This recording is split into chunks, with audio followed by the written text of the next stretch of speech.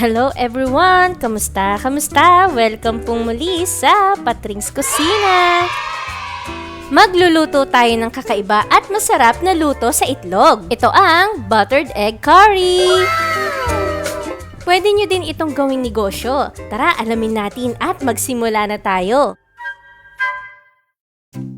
Para sa ating recipe ay kailangan natin ng 5 nilagang itlog. Ngayon po ay hihiwain natin sa gitna ang ating nilagang itlog.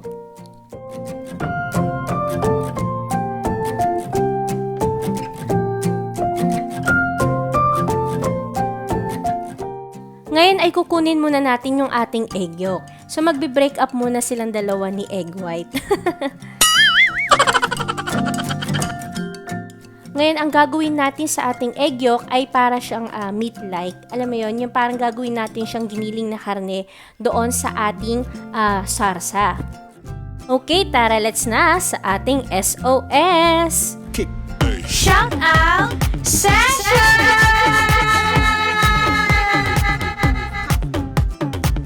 Yeah! Shout out po kay Parts May, Marichi Dulman, Joyce Kitchen, Anduyo Family from lokal ng Barangka, Mandaluyong, Maestro Rubing TV, Joanne Gamboa ng Riyadh, Saudi Arabia, Bernaldez Family and Mayor Frank Bernaldez ng Bato, Camarines Sur, Avena Family from Balayan, Batangas, at Ramil Villacruz ng lokal ng Xinzhuang, distrito ng Taiwan. I love you all, mamamwa! Ngayon po ay dudurugin na natin ang ating egg yolk sa pamamagitan ng mahiwagang tinidor ni Aquaman. Sa mga nasa loob at labas ng Laguna area, hello! Baka naghahanap kayo o nagkikrave kayo sa legit na masarap na seafood restaurant, ay highly recommended ko po ang Seafood Shack Restaurant. Located po ito sa Banlik, Cabuyao. Para po makatikim at maka-order ng kanilang masasarap na seafood, ay huwag niyo pong kalimutan na i-follow at i-message po sila sa kanilang Facebook page. Ngayon ay tapos na natin durugin ang ating egg yolk. Magpapainit na tayo ng mantika sa ating pan.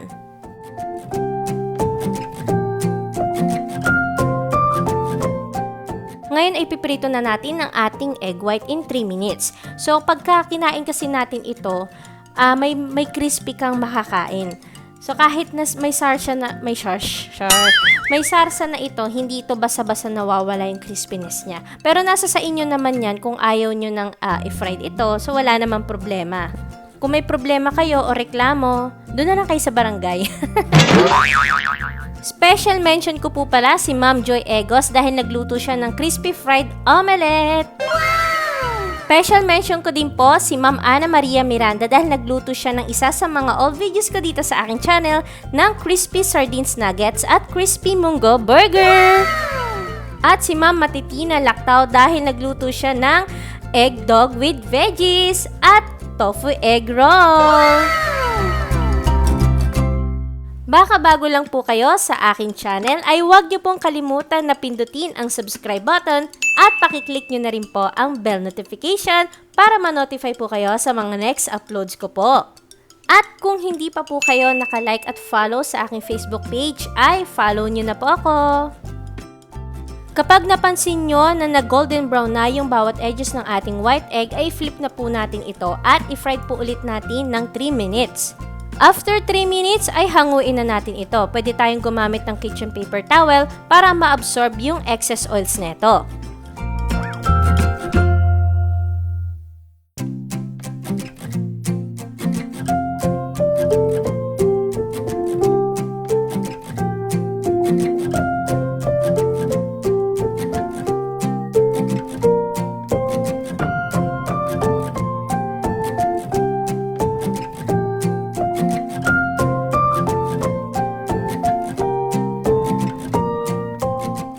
Sa isang pan ay maglalagay tayo ng 1/4 ng margarine or butter. At magigisa na tayo ng tinadtad na bawang.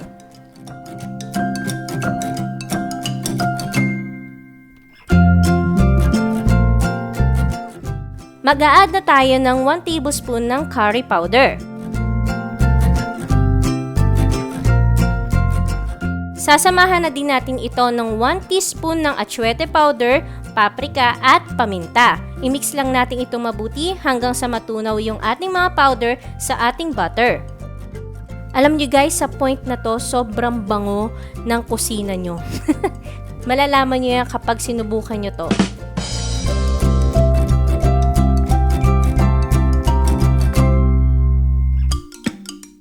Ngayon, para maging creamy ang ating sauce ay magbubuhos ako ng 150 ml ng gatas sa ating pan.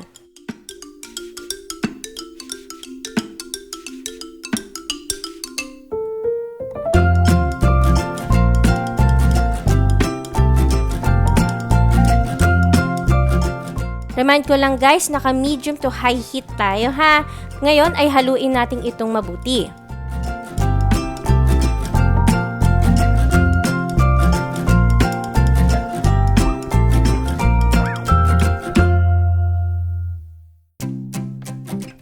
Ngayon po ay ilalagay na natin ang ating dinurog na boiled egg yolk. So ayan, ilalagay na natin at haluin natin itong mabuti. Alam nyo guys, itong sarsa na to ay marami siyang pwedeng paggamitan. Pwede nyo itong gawing sauce sa shrimp, sa tahong, sa chicken wings. Pero dahil meatless nga tayo, ang gagamitin natin ay ang ating itlog na nilaga. Pwede nyo ding itong dagdagan ng dinurog na siling labuyo kung gusto nyo ng spicy. Para bumalanse ang flavor ng ating sarsa ay maglalagay tayo ng 1 tablespoon ng asukal. Pasensya na guys sa asukal namin ha. Mukha na siyang paminta. Paano kasi nagkahalo-halo na yung white brown sugar, yung dark brown sugar. Kaya ganyan na ang itsura niya. Haluin lang natin itong mabuti.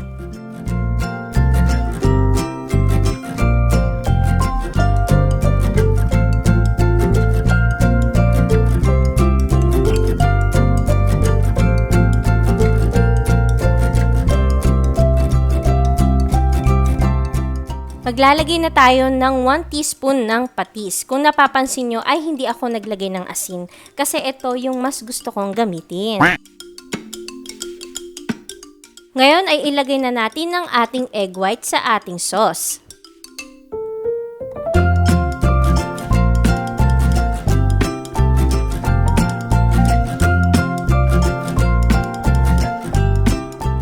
I-simmer lang natin ito na naka-open para mag-evaporate yung ating sauce at maging lumapot ito ng bahagya.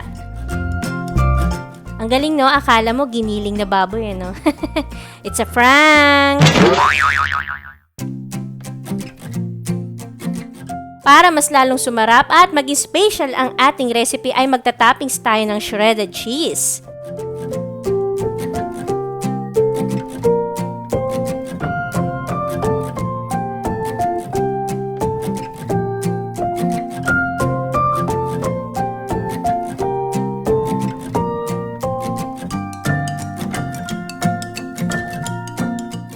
Para may makita naman tayong kulay green, no?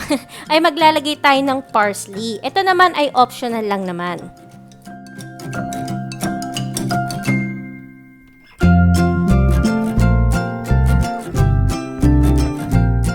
Ngayon po ay takpan na natin ito at isimmer lang natin ito sa low heat for 2 minutes. After 2 minutes ay nagmelt na ang ating keso. So pwede na nating patayin ang ating apoy.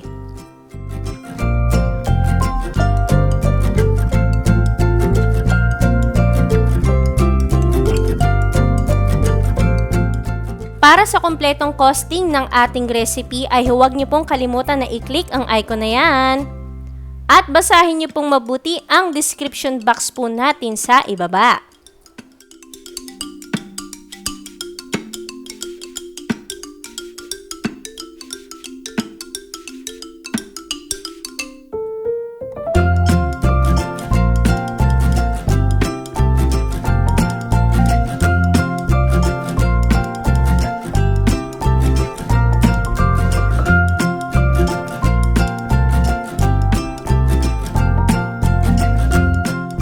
Kung gusto nyo itong ibenta, ay pwede kayong gumamit ng disposable plastic tub.